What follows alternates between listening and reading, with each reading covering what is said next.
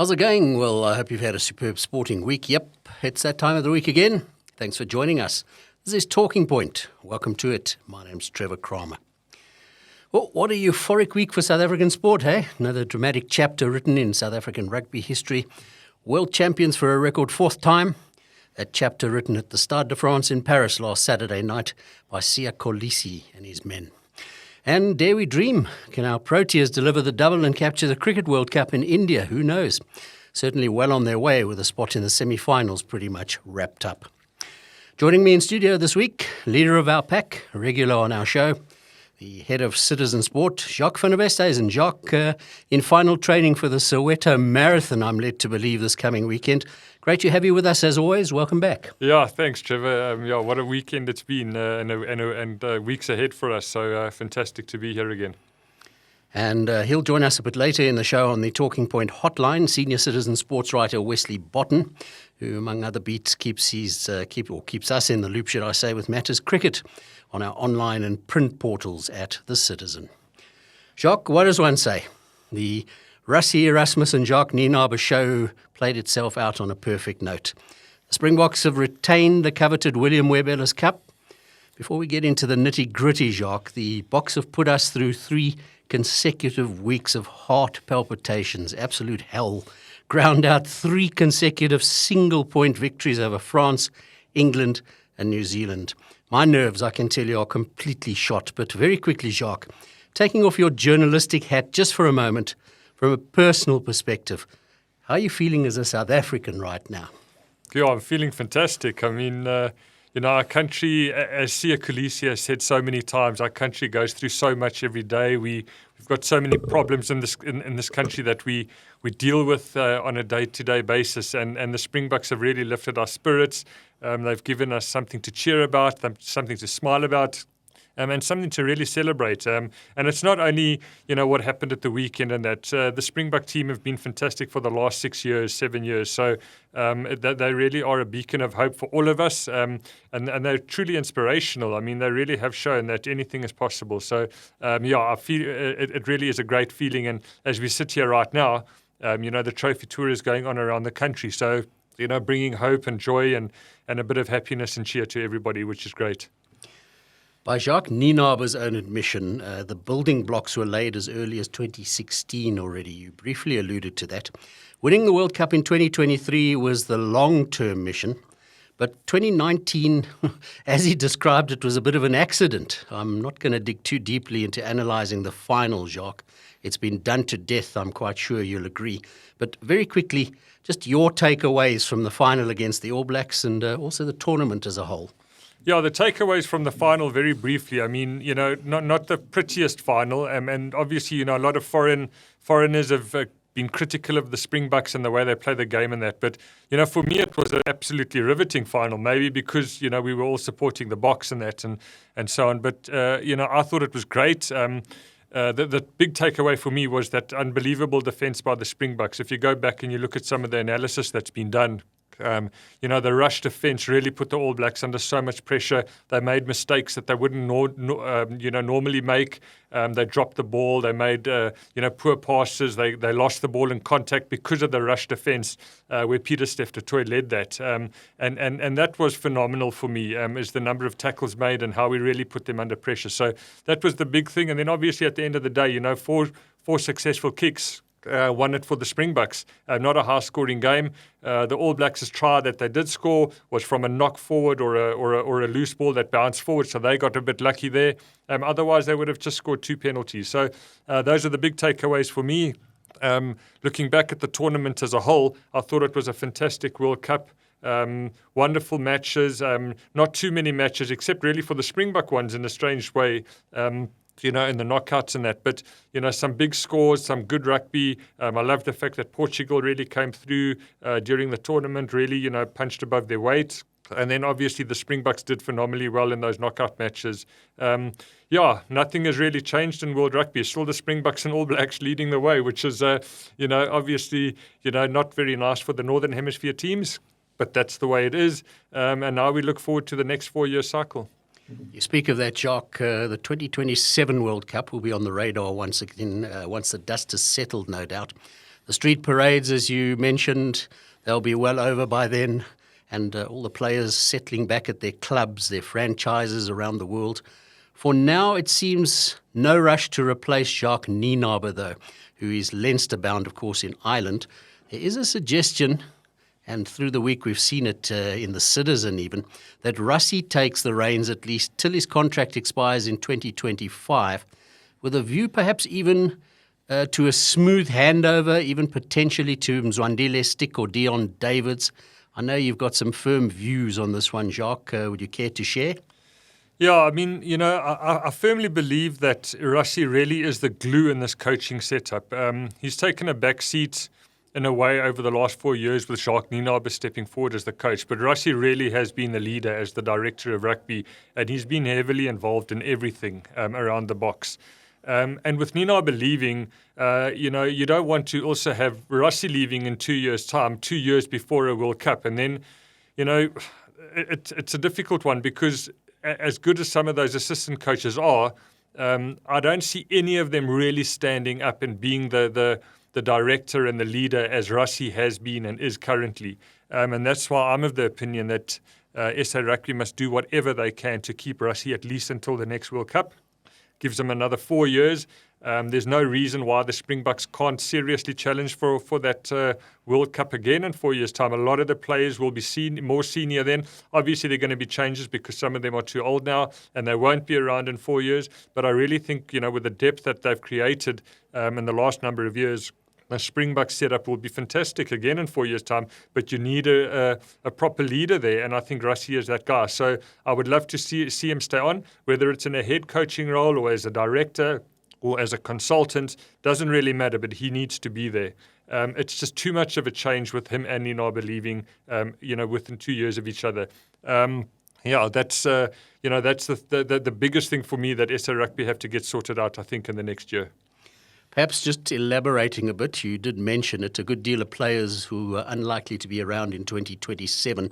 There have been some remarkable comeback stories to tell as well, even this year. So age is just a number, seemingly, to use a cliche. Is there another Siya Kolisi-led generation of Springbok still, perhaps? Or is it time now to bridge the generation gap? Your take on that one? Yeah, it's a very difficult one.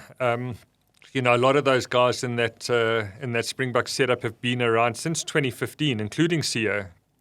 So he's already played 3 World Cups, and a lot of those guys are in the same boat. So, you wonder to yourself, in 4 years' time from now, it would be a 4th World Cup for a lot of them. Maybe they're just a little bit over the hill, maybe not as strong and as powerful and able to go for as long as they have been able to in the past. Playing at 4 World Cups is a big ask of anybody, and for going that long in a rugby career is a lot. There's no way you're going to be at the peak of your powers in your mid-30s. I think late 20s, around the 30, age group where they are now is probably prime. And then, hopefully, we can find a number of youngsters coming through. I mean, if you look at our franchise teams at URC level, there are a number of young players there that are sticking up their hands, and I think it's going to be important to get those guys in, within the next year or so and groom them and help them, guard them, get them familiar with the senior players and with the way the Springboks operate, and that there are those guys. It's going to be a big transitional period, though, I think, for Springbok rugby over the next 4 years, and there might be a few aches and pains and a few defeats along the way, but I think it's crucial that we identify young talent from the off, when they get together again in 2024, and start grooming some of those youngsters to be there in 4 years' time. You mentioned Portugal, Jacques. Now, just in terms of the World Cup format, looking at the next tournament in Australia in 2027, in line with trying to spread the game globally, the new format will feature 24 teams, 6 pools of 4 teams each, with a round of 16 added to the knockout phase. This year again, we saw quite a few lopsided results against so-called Tier 2 teams. What are your thoughts on the format for the next World Cup, Jacques?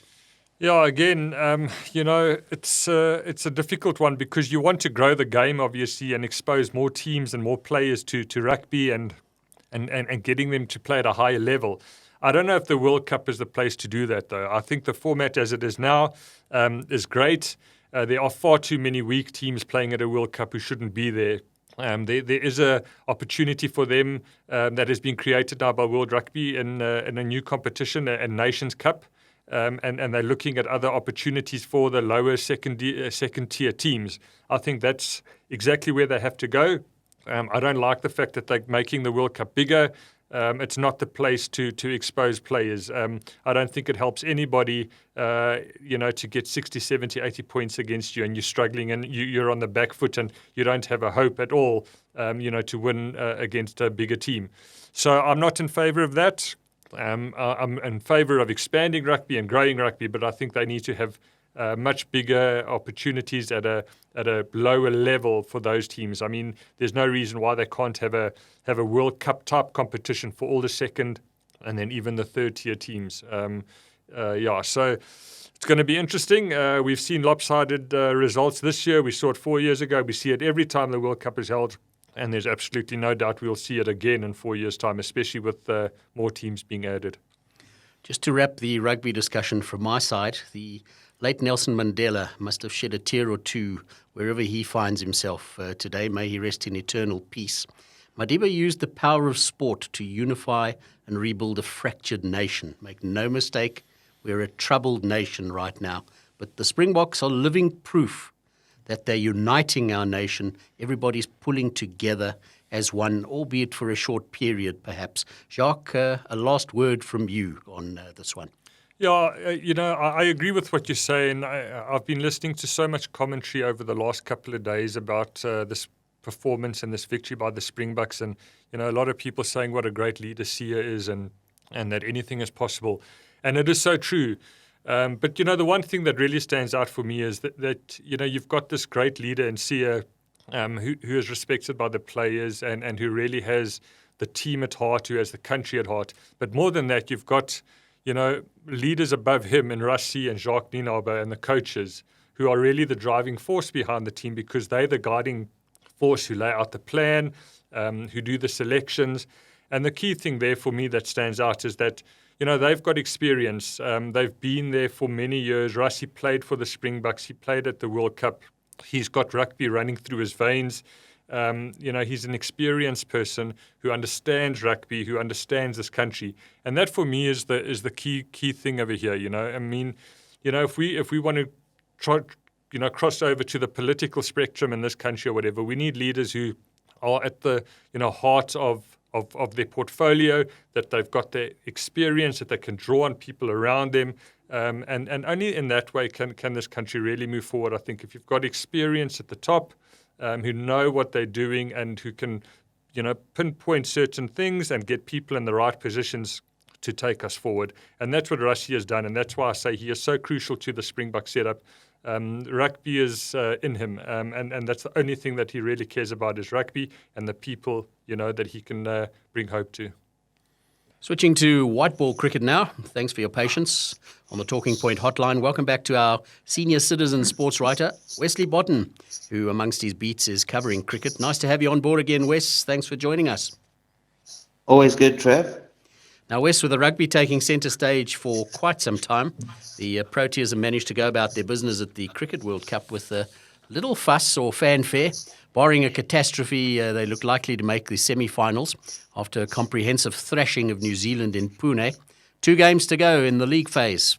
They still, they have to play favourites and host India and the unpredictable Afghanistan, who've dished up a few surprises of their own in this tournament. Wes, the signs are looking very good. Dare we dream of another World Cup coming home? I think we can. I think there's still some issues within the squad. There's still a bit of uncertainty. When we were watching the Springboks, I think even when they were losing by 1 point, we always had this confidence that they could do it. But there's this kind of cloud that hangs over the cricket side. I don't think it's just that Joker's tag that they're carrying for all these years. I think it's also just the inconsistency that they've shown this season. A lot of confidence in the team, but we'll see if they can carry it over the line. They've got two more pool matches, and then they've got 2 difficult playoffs. It doesn't matter who they play. So Yeah, let's hold thumbs, but not overly confident at the moment. It is a team effort, yes, Wes, but we just can't help talking about Quinton de Kock's form. He crashed through the 500-run barrier already at the World Cup, first batter to do so at the tournament. His fourth ton in 7 games, and with his intense, serious demeanour, he's just making it look so effortless. He does make it look effortless. Rassie van der Dusen was saying how, what a pleasure it is to bat with him out in the middle because he's so calm. And that, the other guys obviously feed off him. And I think having an opening batter in such good form, gives the rest of the guys confidence. If you're coming in 4th or 5th and the opener is still there and he's got his eye in, that definitely helps. So, yeah, a lot of the batters are doing well, but great to see de Kock in his last World Cup tournament really kind of standing up. And like we were saying, going into the playoffs, hopefully he can keep that going. Not to mention the depth, Van der Dusen, Klaasen, Miller, Markram, even Janssen down the order. Rob Walter's mandate to go out and express themselves and play with freedom is certainly evident, is it not, Wes? It is. And, Van der Dusen also said this week, it helps knowing that you've got so many great batsmen in form. Because if you don't come off, that somebody else will. And that has been the case in just about all their matches, not just at the World Cup, but in the build-up as well. In most of the games, you have to have at least 1 or 2 of the guys standing up. So that depth really helps. And that's another reason I think that they're such a confident team at the moment. And just finally, Wes, the bowling unit also appears to be building confidence in their ability and hunting as a pack at the moment. Marco Janssen plugging the gap left by Anrich Nortje admirably as a new ball partner to Lungi Ngidi and Kagiso Rabada. Keshav Maharaj doing big damage against New Zealand. Even Gerald Coetzee doing his thing at the top level. Promising signs everywhere amongst the bowlers and importantly, consistent improvement, we have to say. Yes, they have improved a lot. I think one of the issues that we had was that they were struggling to bowl opposition out. They wouldn't battle too much with the top order, but then for some reason, just at the death, just letting the tail wag a bit long. And then their last couple of games, they've really showed the ability to bowl out a team. And like you say, Janssen coming through, I think we were really concerned that Anrich Nortje was not playing at this tournament. But Janssen's really getting a lot of movement out of the conditions that they've played in. He's really using the seam to his advantage, getting a lot of swing, and that has kind of alleviated the concerns of Nortje's pace missing from the attack. So as a frontline bowler, especially considering he's an all-rounder, he really has done well. And like you say, just backed really well by the likes of Rabada and Ngidi, the spin bowlers, even Gerald Coetzee. So like the batters, it's been really good to see all-round performances. Forward march. Let's hope this is the year the Proteas finally unshackle themselves from that very unwanted tag. Not worth mentioning at this particular juncture, but who knows. Wes, thanks for your input. Great to chat to you as always. Very brief this time, but we'll get into discussions through the weeks as the tournament progresses.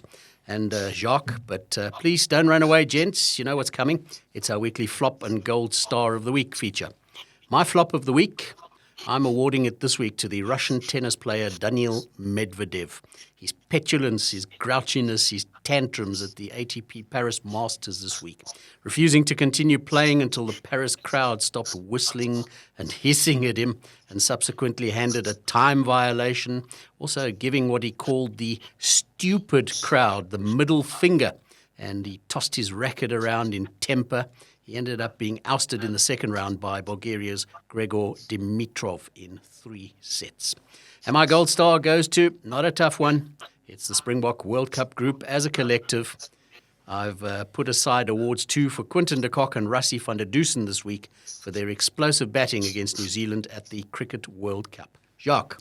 Yeah, Trevor, I can't disagree with you. The Springboks have been fantastic, so they get the gold star this week. I don't think anybody's going to pip them to that one.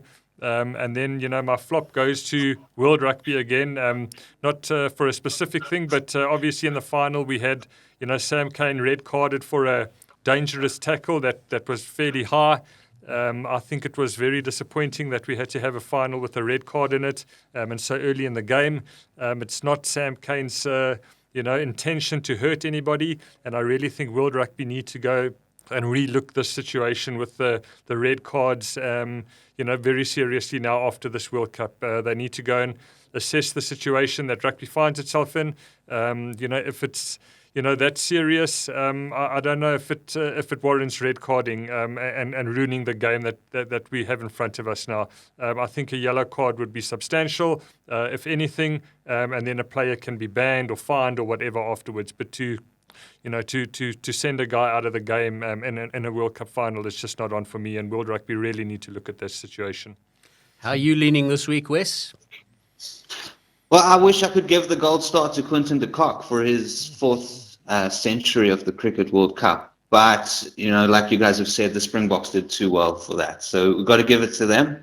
And then I suppose the flop of the week, my side's got to go to the national netball team.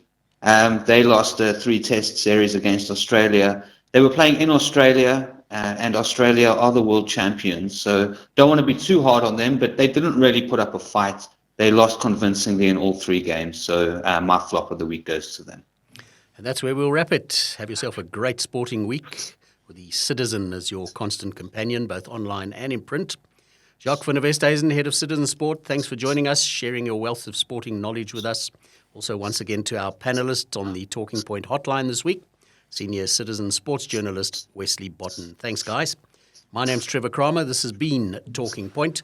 You'll find us on citizen.co.za. Click on the multimedia subsection, and it's under podcasts. Or why not follow the Citizen News on Iono FM. You'll also find the Talking Point video podcast on the Citizen YouTube account. Go and check it out and subscribe. Have an awesome sporting weekend from us. Cheers.